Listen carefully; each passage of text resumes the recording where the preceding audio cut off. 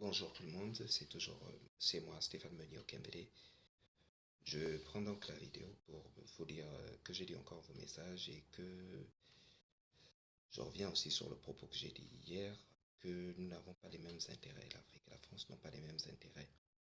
Et aussi que depuis le 11 septembre, les gens se sont aperçus on a pleuré des gens qui sont partis, qui sont morts et paix à leur âme et toutes nos condoléances sincères. Mais comme j'ai pu poster récemment, je vous ai posté un extrait de Lord of the War que m'a conseillé un de mes profs, Monsieur Pérez, que je remercie.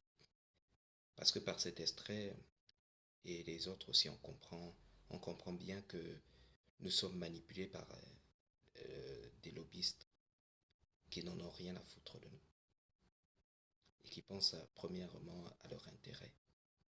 Ce qui est dommage, c'est que ces lobbyistes pourraient se faire, même je pense, beaucoup plus de fric si les humains avec toute la liberté et la jouissance de leurs capacités.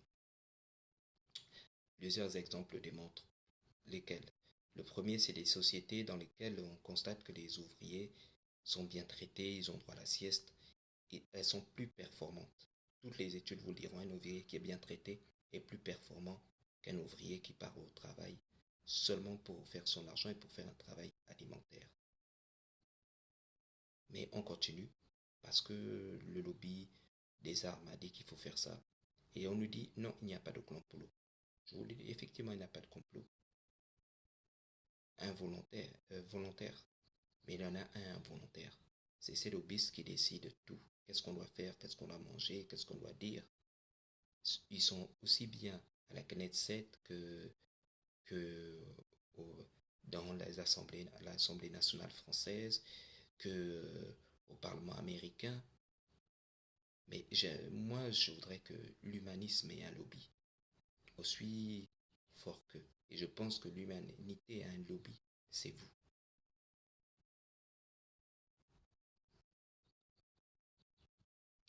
Et nous avons maintenant 5 ans devant nous pour pouvoir réfléchir, parler les uns les autres, ouvrir nos bouches et nous dire les vérités, accepter les critiques, les retours.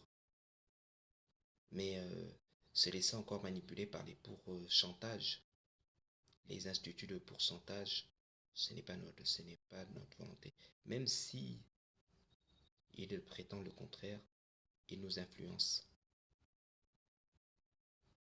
Voilà, je vous remercie. Au revoir.